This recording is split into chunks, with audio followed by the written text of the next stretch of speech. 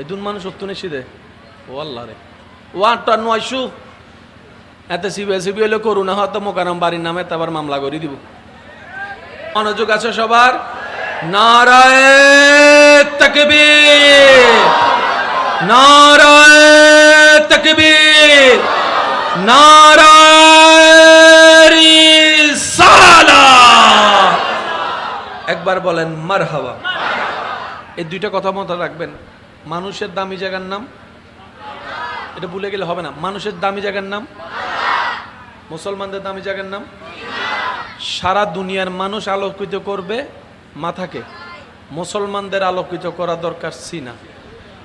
মাথা আলোকিত হলে সিনা আলোকিত হয় না, কিন্তু সিনা যদি একবার আলোকিত হয়ে যায়,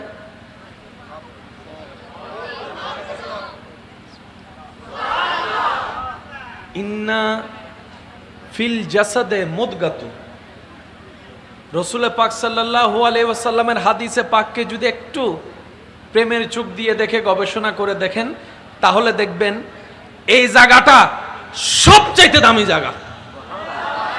আচ্ছা, ওনার এলাকার মধ্যে কেন হতা ফসরন তাই লেখানা হইন আবে সাবকল যারা কোরআনে হাফেজ হয় তারা মানুষ একখান হতা হয়, ওরা মূল্যে মেডিয়ে বেগিন হাই ফেলাই আবেজর সিডেঙ্গে যারাই তারা হ বা জিরঙ্গকল সুগরিতা হ গ্রাম্য মানুষের একখান হতাল দি ফসলন আবেজ সাবর বেগিন হাই মাথন বাজি কি হদে আবেজ সাবকল কি না হয়। এবার আবেজর হুজুর করে ওড়ো তুই তো বেগিন হাই বলে না হাই দিয়েন কি হদে জানলে কোরআন আছে। যেখানে কোরআন থাকে, যেখানে সাহেবে কোরআন রাহমাতুল্লিল আলামিন থাকে, যেখানে কোরআনের বাণী দাতা কালামুল্লাহ রব থাকে, এই জায়গা হচ্ছে, বলেন এই জায়গা কি? সেজন্য মনে রাখবেন, নামাজ যতক্ষণ আমরা পড়ি, নামাজ পড়ে যে বেতনটা আমরা পাই সওয়াব, সেটা আমরা জমাই কোথায়? ভাই একটু বলেন না, কোথায় কাঁদে? কোথায় কোথায়?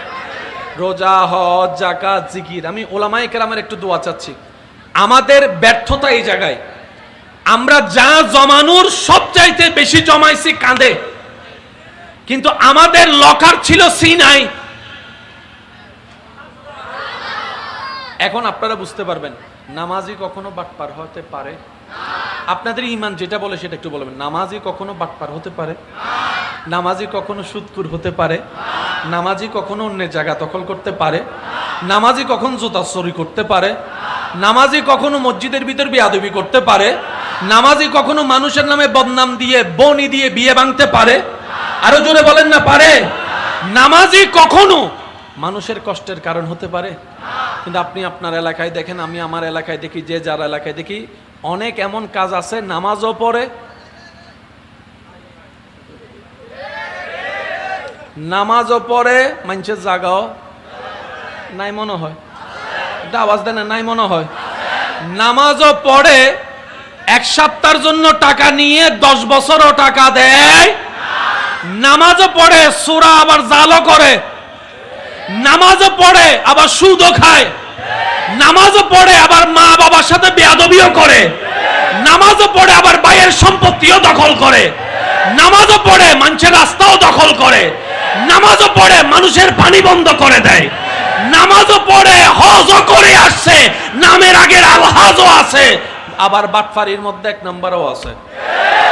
এবার আমি আপনাকে প্রশ্ন করি, নামাজিতে এগুলা হতে পারে না, আর এগুলা যারা করে তারা কখনো নামাজি হতে পারে না। আরে ব্যাপারটা কোথায়? ব্যাপারটা কোথায়? তখন উত্তর আসবে, যারা নামাজি আপনারা চিনেন তারা নামাজি আলাদা, হৃদয়ে সিনাই নামাজ নেওয়ালা আলাদা।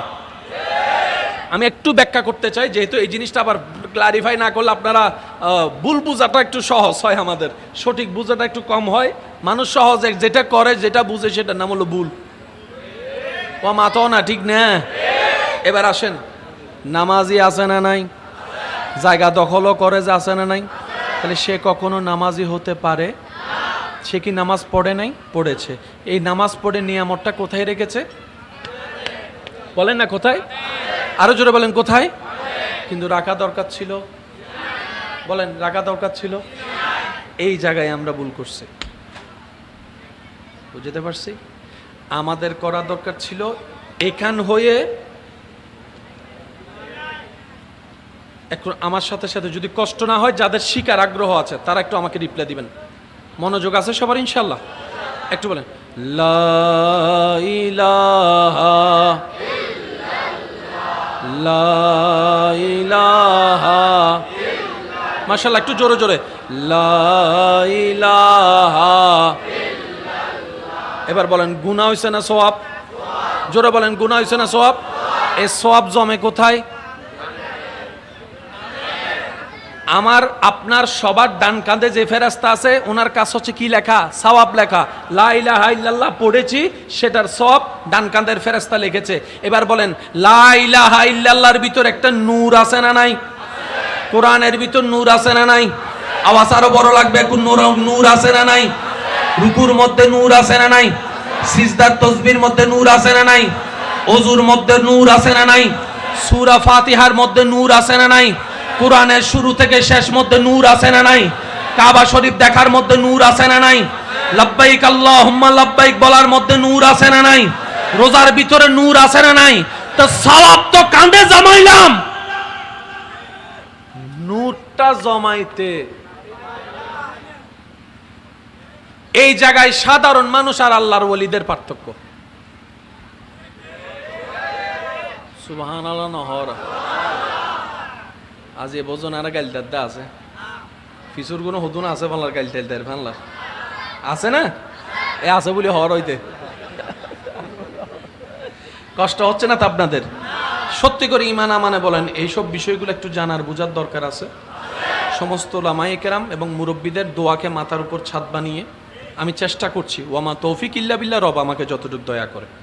কোরআন কি ঝগড়া লাগাতে আসছে নাকি ঝগড়া মিটাতে আসছে?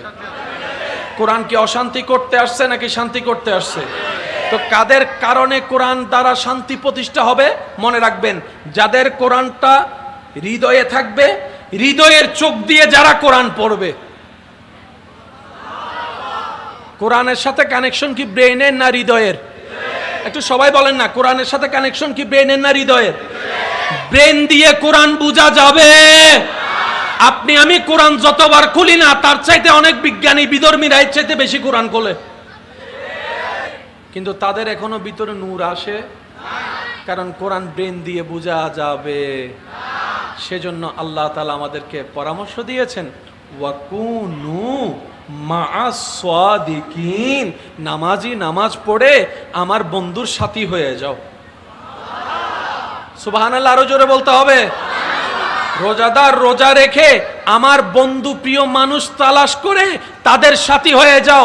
রব তোমার প্রিয় বান্দা কারা? তোমার প্রিয় বান্দা কারা? রব বলে যে যাদের সিনা আলোকিত হবে তারাই আমি রবের প্রিয় বান্দা। এবার সত্যি করে একটা কথা বলেন, আমাদের চেহারা মোটামুটি ফরদ আছে, কা ফর গরিও ফরত আছে না? আল্লাহ দিলে মোবাইল টোবাইলের মধ্যে কেনা স্ট্যান্ডার্ড আছে না? কিন্তু হৃদয় আলো না আন্ধার? আর গান আন্ধার, অনর গান না হন না। আর হৃদয় কি আলো না আন্ধার? এখানে জোর হন না। আর হৃদয় কি আলো না আন্ধার? বক্তকল হৃদয় আন্ধার, ডাক্তারের হৃদয় আন্ধার, বক্তা নেতার হৃদয় আন্ধার, আল্লাহর ওলিয়কল হৃদয় কেন জোর হন না? সুবহানাল্লাহ। আল্লাহ তাআলা আমাদেরকে ইসলাম বুঝার তৌফিক দান করুন।